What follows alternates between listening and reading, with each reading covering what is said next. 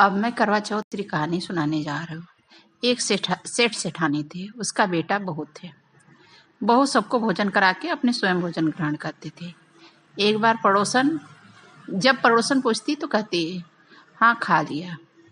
बहू, क्या खाई हो? ठंडो बासी खाया है। प्रतिदिन उसके पति सुनता तो विचार करता कि ये तो ताजा खाना खाती है, फिर क्यों कहती है कि ठंडो बासी खाया है। उसने सोचा कि आज हम पूरा व्यंजन बनवाएंगे। उसने व्यंजन तैयार करवाया। उसके बाद सभी ने साथ मिलकर के एक साथ खाया है। आज फिर भोजन करने के बाद पड़ोसन पूछने आए, क्या बहू खाना खा लिया? तो उसने कहा कि हाँ, ठंडो बासी खायो है। सेठ के लड़के ने सोचा, ये क्यों कहती है ठंडो बासी खाया? अवश्य कोई बात हो। पत्नी से पूछने लगा, तो वो हमारे साथ बैठ के ताजा खाना खाया है, ताजा भोजन किया है, फिर क्यों कहती हो कि ठंडा बासी खाया है? तो उसने अपने पति से कहा कि मैं इसलिए कहती हूँ, बाप बूढ़ों की कमाई खाती हूँ, इसलिए ठंडो बासी खाती हूँ। यदि आप कमा के लाते तो मैं कहती ताजा भोजन की हूँ। तो वह लड़का ने ठान लिया कि मैं भी शहर जाके कमा के लाऊंगा। अपनी माँ से कहा। माँ ने कहा, बेटा लड़के पास इतना धन दौलत है, एक ही बेटा है। उसने कहा, मैं सेठ हूँ, इतना धन दौलत क्या होगा, तुम क्यों कमाने जा रहे हो? लड़के ने नहीं माना और माँ को मना करके दृढ़ संकल्प कर दिया और अपने पत्नी से कहा, मैं बहुत सा धन कमा के लाऊंगा। जब तक मैं न आऊं तब तक तेरे चूल्हे की आग बुझनी नहीं चाहिए। एक दिन चूल्हे की आग बुझ गई। उसकी बहू ने सोचा, मन ही मन घबराने लगी कि मेरे पति कई संकट में तो नहीं। वह जल्दी जल्दी पड़ोसन के घर में गई और कहा कि आप हमें थोड़ा सा आग दे दो। पड़ोसन ने कहा, मैं चौथ माता की पूजा कर रही हूँ, थोड़ी देर रुक जाओ। बहू ने पड़ोसन से पूछा, चौथ माता की व्रत क्यों करती हो? पड़ोसन ने कहा, मैं अटल सुहाग के लिए यह व्रत करती हूँ। इससे धन लक्ष्मी की प्राप्ति होती है और सारी मनोकामनाएं पूर्ण हो जाती है। अब बहू भी चौथ माता का व्रत करने लगी। दियार पर चौथ माता बनाई। उस दिन घी गुड़ का चूरमा बनाया। रात्रि को चंद्रमा को अर्घ दे करके भोजन करती। ऐसा करते करते बहुत दिन हो गए। चौथ माता ने उस बहू के पति को स्वप्न दिया, साहूकार का बेटा तू जागे कि सोता ही रहेगा। तेरी पत्नी तुझे याद करती है, अपने घर को चल, अब सभी चिंता को मिटा। तू दुकान खोल करके बैठा है, पागल हो गया है, आज तेरा हिसाब किताब हो जाएगा। अब तो चौथ माता ने जैसा कहा था वैसा ही हुआ। उसने घर जाने की तैयारी की और गाड़ी भर के धन दौलत लेकर के घर चल दिया। रास्ते में एक बड़ा काला सांप फैला हुआ पड़ा। उसके कहने लगा, आज तो मैं तुझे डसूंगा, नहीं छोड़ूंगा। आज तेरी आयु पूरी हो गई है। सेठ के लड़के ने कहा, आज चौथ माता ने तुझे सपना दिया है कि पत्नी से मिलने जा।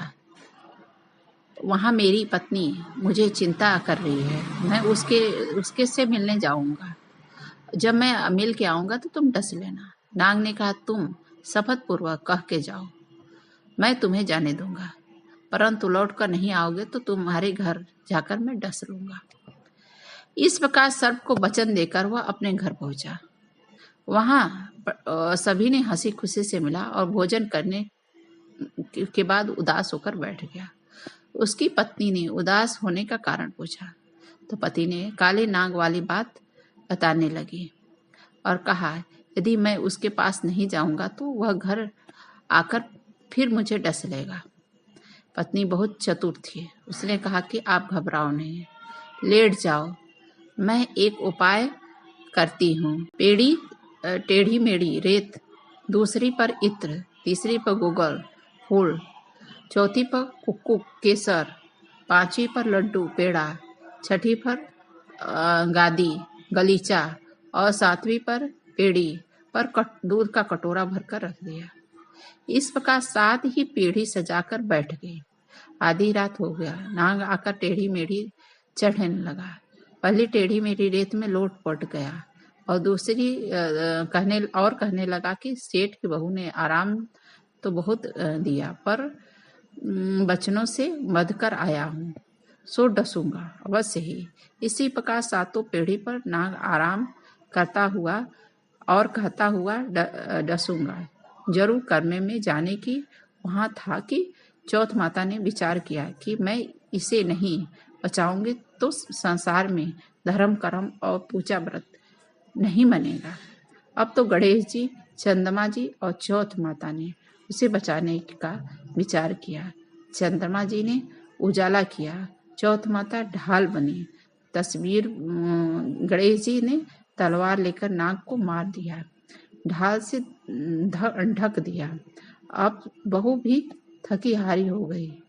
दिन हुआ तो लोग बेटे से मिलने आए। बहू बेटा तो उठे ही नहीं थे, बहुत देर हो गई थी। माँ उसे उठाने लगी। माँ ने सातों पीढ़ियों पर जो कुछ देखा तो बहुत घबरा गई और बेटा बहू को आवाज लगाई। बेटा बहू उठे तो देखा कि एक ढाल तलवार वहां पड़ी है। अब ढाल उठाई तो वहीं काला नाग मरा हुआ पड़ा। बेटा बहू ने सोचा कि आज तो धर्म कर्म ही आड़ आए, जो भगवान गणेश और माता चौथ ने हमारी रक्षा की। हे गणेश चौथ माता, जैसे सेठ की बहू की रक्षा की, बेटे की रक्षा की, वैसे सबके बहू बेटे की रक्षा करना। बोलो चौथ माता की। जो कथा सुने उसकी साली झोली भर देना। हे चौथ माता, जय माता दी।